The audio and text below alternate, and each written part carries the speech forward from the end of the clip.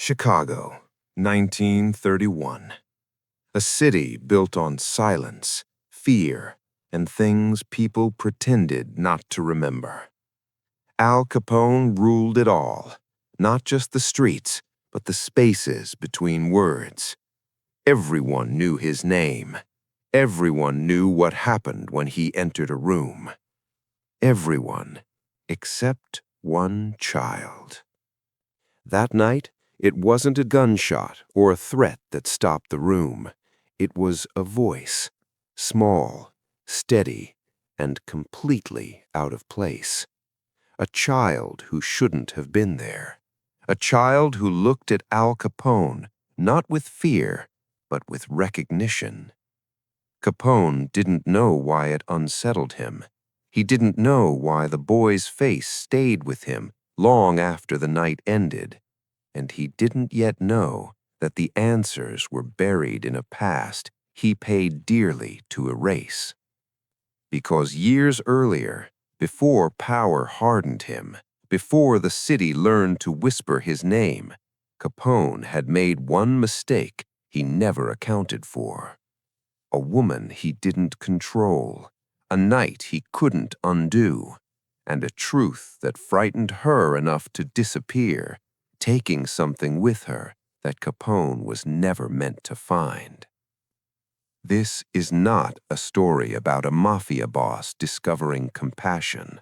It's a story about what happens when the most dangerous man in America comes face to face with a life he was never supposed to create. Stay until the end, because when Al Capone finally asks to meet the child's mother, the story doesn't explode. It fractures. And before we begin, tell us where you're watching from. Chicago in 1931 had a way of making people smaller without touching them. It did it with glances that slid away too fast, with doors that closed a second earlier than they needed to, with laughter that died the moment a certain kind of car rolled past. The rain that night didn't fall in a clean, honest way either. It came down like the city was trying to wash its hands, streaking the streetlights into blurred halos and turning the cobblestones into mirrors that reflected faces people didn't want to see. Al Capone's driver kept the Cadillac steady through the slick streets, the windshield wipers moving like metronomes, but Capone barely noticed. He sat in the back seat with his hat low, the brim shadowing his eyes, fingers resting on a leather-gloved knee, listening to the city's pulse the way other men listen to prayer. He wasn't going to a meeting that mattered. He had meetings that mattered every day. Tonight was supposed to be simple. Quiet stop, check-in, a reminder to someone that Chicago still belonged to the same hands. Kind of small movement that kept the machine oiled. He'd done it so many times he could do it in his sleep. That's why the moment that changed everything felt almost insulting in its simplicity. The driver slowed as they neared a narrow strip of storefronts where neon signs buzzed weakly against the rain, and Capone noticed the crowd first. Not a mob, not a commotion, just a knot of people gathered tight under a broken awning like birds refusing to leave a wire. "What's that?" Capone asked, voice low, not curious so much as annoyed, because crowds were unpredictable, and unpredictability was the one thing he didn't tolerate. The driver hesitated. "Looks like trouble, boss." Capone leaned forward slightly. He saw a man in a soaked coat bent over another figure near the entrance of a small restaurant, his shoulders hunched, his hands moving in sharp, impatient gestures. A woman stood a few feet away with her arms folded tight around herself, face pale, looking not at the scene but at the ground, as if she'd decided that if she didn't witness it, it wouldn't be real. People watched, but nobody stepped in. Chicago didn't step in. Chicago watched. "Stop," Capone said, the word cutting through the steady hum of the engine, and the driver's foot obeyed instantly as if the car itself understood hierarchy. Capone's door opened and cold air rushed in, carrying the smell of brick and cigarettes. His men were not with him tonight, deliberately. He'd been trying to keep certain things quieter lately, to move like a shadow instead of a parade. Still, the street felt him the moment he stepped onto it. You could see it in the way heads turned and then turned away, and the way the crowd's collective posture straightened, as if everyone had suddenly remembered an appointment somewhere else. Capone adjusted his coat and walked toward the restaurant without hurrying, because haste was weakness, and he never looked weak. The man bent over the figure straightened when he saw him, eyes widening in a flash of recognition that looked almost like relief before it became fear. "Mr. Cap," the man began, but Capone's gaze slid past him to what was on the ground. Child, small, too small to be alone in the rain. A boy, maybe 9 or 10, hair dark and plastered to his forehead, knees drawn up, one arm wrapped around a worn satchel as if it were a life raft. His other hand was extended toward the gutter where something had fallen, something rectangular, soaked, half open, pages fluttering as rainwater tried to erase the ink. A book. The boy didn't cry. That was the first strange thing. He wasn't wailing, wasn't begging, wasn't trying to earn sympathy. He looked focused, almost stubborn, staring at the book like it mattered more than the man standing over him. Capone's eyes narrowed. He had seen plenty of children in Chicago, but usually they were either terrified or trained. This one was neither. "Get up," the soaked man snapped at the boy, voice cracking with frustration. "You hear me? Get up. You embarrassed me." The boy lifted his chin slowly and looked at the man, not with fear, not with hatred, but with something that made Capone's stomach tighten for reasons he couldn't immediately name. It was recognition without knowledge, like the child had seen this kind of anger before and had learned what it meant. Then, unbelievably, the boy spoke, not to the man, but to the world, and his voice carried enough to silence the small crowd. "My book," he said, quiet but firm. It fell. Capone blinked once. The words hit him in an odd place, not because they were tragic, because they were precise. Not help, not please, not don't, just "my book." It fell, like the boy's life could be reduced to that one small unfairness, and he refused to let it happen. The soaked man laughed bitterly. "You and your stupid book," he spat, and he reached down like he might grab the child by the collar. That was when Capone spoke for the first time, and he didn't raise his voice. He didn't need to. "Don't," he said, and the word froze the man mid-motion, like a hand around the throat of time. The arm hovered awkwardly, his face drained of color. "Mr. Cap," he stammered, trying to turn anger into respect in a single breath. Capone didn't look at him. He looked at the boy. The child's eyes finally lifted fully and met Capone's. Up close, they were a startling gray-blue, bright against the rain and grime. The kind of eyes that didn't belong in a city that specialized in dulling everything. Capone felt a faint, irrational discomfort, like a memory trying to surface and finding the door locked. The boy looked at Capone like he looked at the book, like Capone was a fact, not a legend. "You dropped it?" Capone asked, nodding slightly toward the gutter. The boy nodded once. "It was in my bag," he said, and then, as if it mattered, he added, "It's not mine, it's borrowed." Borrowed. Another precise word, another small moral truth in a city full of men who stole for breakfast. Capone's gaze flicked to the book, pages swelling with water. "Why's it matter?" he asked, and he didn't know why he cared about the answer. The boy's lips pressed together. "Because I promised," he said. That was it. Not a speech, not a sob story, just a promise. Capone felt the crowd behind him go even quieter, as if the street itself leaned in. Somewhere inside the restaurant, music played faintly from the radio, oblivious. The soaked man cleared his throat nervously. "Boss, he's just a kid. I can handle it." Capone finally looked at the man, and the man visibly shrank. Capone's eyes were not angry. They were cold, which was worse. "You're handling it?" Capone asked softly. "By making a show in the rain?" The man swallowed. "He won't listen, Mr. Capone. His mother." The word mother landed like a match near dry paper. The boy's shoulders tightened.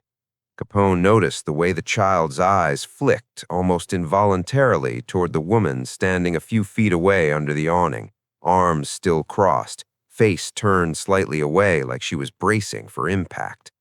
The woman wasn't watching Capone directly. She was watching the space between Capone and the boy, like she knew what that space could become. Capone took one step closer to the gutter. His shoes splashed in a shallow puddle. Then, without any theatrical flourish, without looking to see who was watching, Al Capone crouched, actually crouched, knees bending, coat pulling tight across his shoulders, bringing himself closer to the boy's level. The crowd's reaction was immediate but silent. People didn't gasp. They simply stopped existing for a second. Capone reached into the gutter and lifted the soaked book carefully, as if it were fragile, as if it deserved respect. Water dripped from the pages. He shook it once, gently, then held it out. The boy stared at him, not taking it immediately. Something in the child's face shifted, confusion, then a flicker of emotion he tried to hide. "It's wet," Capone said, almost conversational.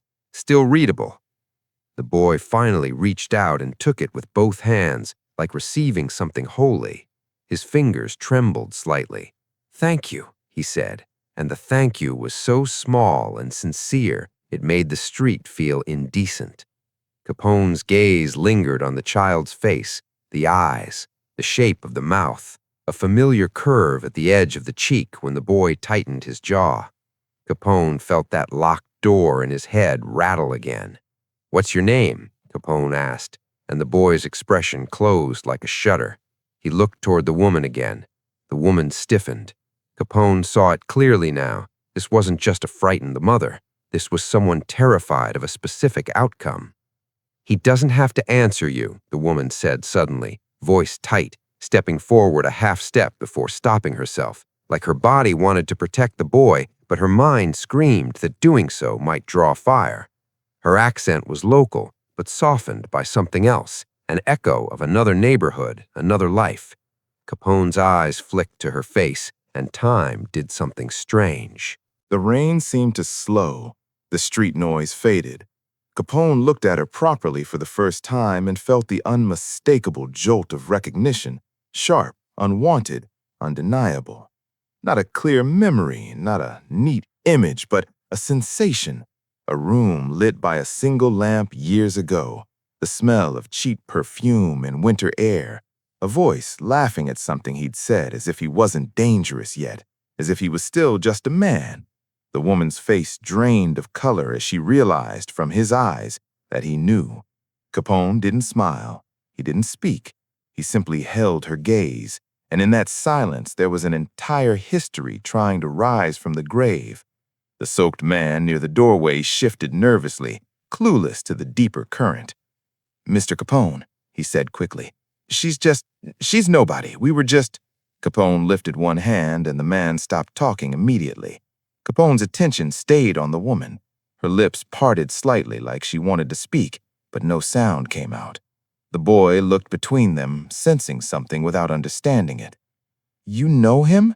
the boy asked his mother, the question innocent and deadly in the same breath. The woman's eyes flicked to her son, pleading. "No," she lied too fast. Capone felt something cold in his chest, not anger, something closer to being cornered. He stood slowly, rising back to full height, the movement deliberate, controlled, but the air around him felt charged now, like a storm deciding where to strike. "What's your name?" he asked the woman, voice calm enough to be terrifying. The woman shook her head, barely. "Please," she whispered, and the word wasn't a request, it was a warning. Capone's jaw tightened. He looked at the boy again. The child clutched the ruined book to his chest as if it could shield him from adult secrets. Capone's eyes narrowed slightly. In the boy's gaze, there was no fear of Capone's reputation, only a child's instinctive sense that something big had just entered his life. Capone turned his head a fraction toward his driver, who had remained near the car, watching, ready. "Bring the car closer," Capone said. His voice stayed even, but the command snapped the street back into motion. The driver moved instantly.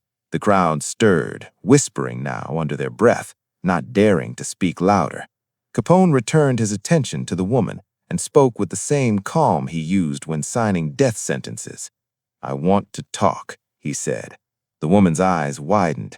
"No," she breathed, and in that single syllable was years of fear, years of hiding, years of telling herself she'd escaped something that never really let go.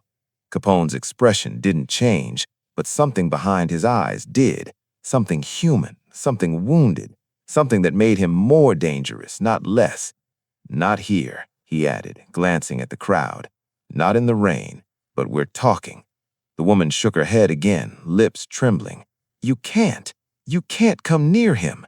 Him, not me, not us, him.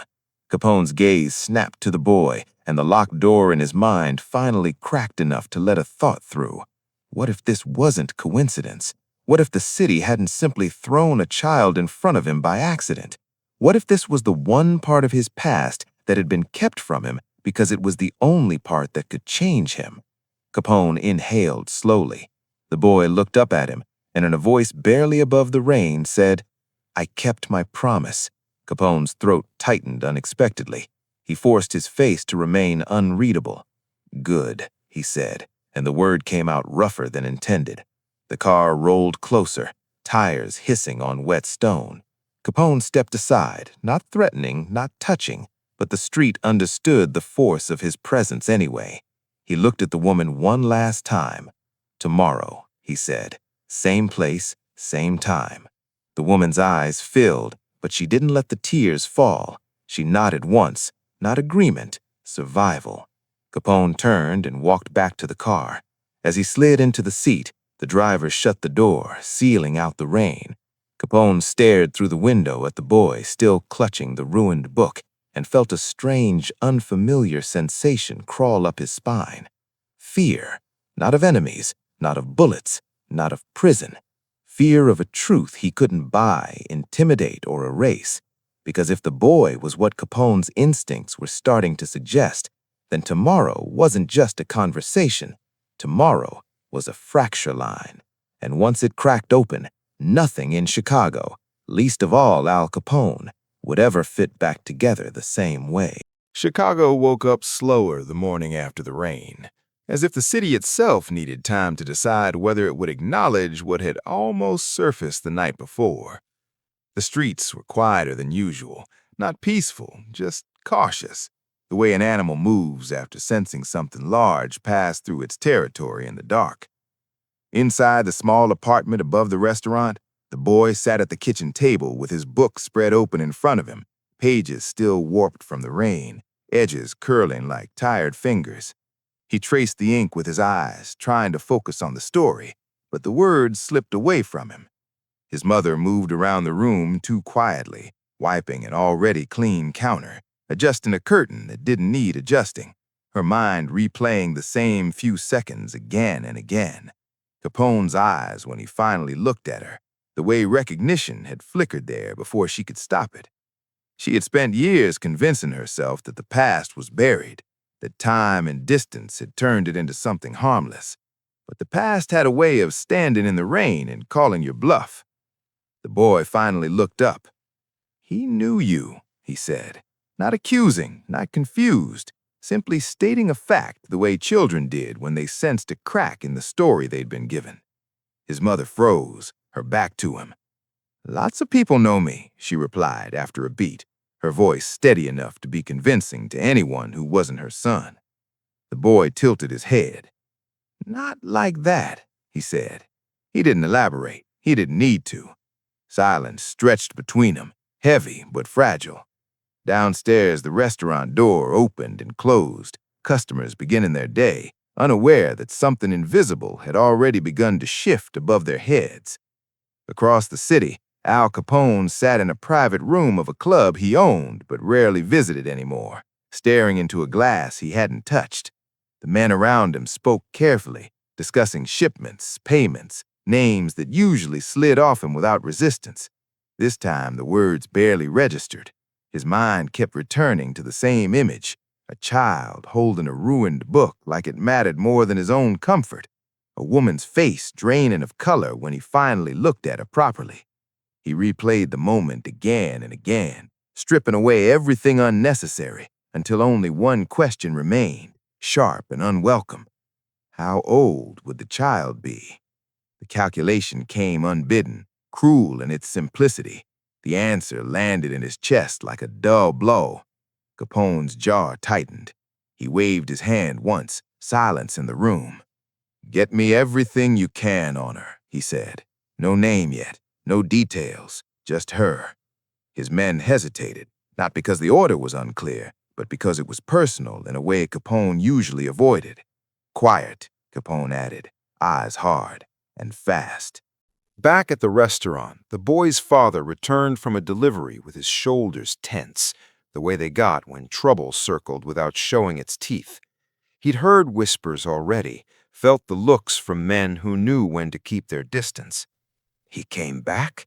he asked his wife quietly in the kitchen, though his eyes flicked to their son instinctively. She nodded once. That was all it took. The father's face closed off, lines deepening. "We should leave," he said immediately. Not bravely, not dramatically, just practically. "Pack what we can. Go tonight." The woman shook her head. "It's too late for that," she replied, her voice low. "If we run now, we confirm everything." The boy listened from the doorway, absorbing the tension without understanding its source. "Leave where?" he asked.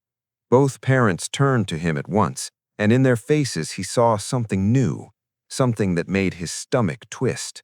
Fear, not for themselves, but for him. By afternoon, Capone had answers, not complete ones, but enough to make the air around him feel thinner. The woman's name surfaced from old memory first, then from old records, buried under careful omissions and deliberate silence. She had disappeared years ago, quietly, cleanly, the kind of disappearance that suggested planning rather than panic. No husband listed on the boy's birth record, no scandal, no trail leading back to Capone. It was almost impressive. Capone leaned back in his chair, exhaling slowly. He had always respected competence, even when it was used against him, but respect didn't erase consequence. The child's age lined up too well to ignore now. Coincidence was a luxury Capone had stopped believing in a long time ago. As the day dragged on, the boy wandered the neighborhood with his book tucked under his arm, pages drying unevenly. People smiled at him more than usual, the way they did after danger passed but left its residue behind. He stopped at a corner store, at a stoop where older boys argued over cards, at the edge of the river where he liked to watch boats move with purpose he didn't yet understand. Everything looked the same, everything felt different. Somewhere deep inside, a question had begun to form, slow and insistent. Why did that man look at my mother like that? Capone arrived early the next evening, parking a block away this time, choosing to walk the rest. The city noticed anyway. It always did. He stopped once under a street lamp, raincoat collar turned up, and allowed himself a moment of something dangerously close to doubt. He had faced judges, rivals, death threats without hesitation. This felt worse, because no amount of violence could control what waited for him behind that restaurant door. When he finally stepped inside, the bell rang softly. The boy looked up first, as if he'd been expecting him. Capone's eyes met his again, and this time the recognition hit harder, clearer, undeniable.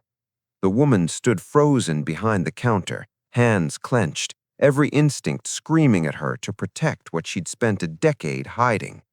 Capone didn't speak right away. He took in the room, the family, the fragile normalcy hanging by a thread. Then he looked at the boy and asked quietly, "Did your book dry out?" The boy nodded. "Mostly," he said. Capone allowed himself the smallest breath of relief, even as the real weight of the moment settled in. This wasn't just a meeting anymore. It was the edge of a truth that would demand a price from them all, and none of them, not even Al Capone, knew yet who would end up paying it.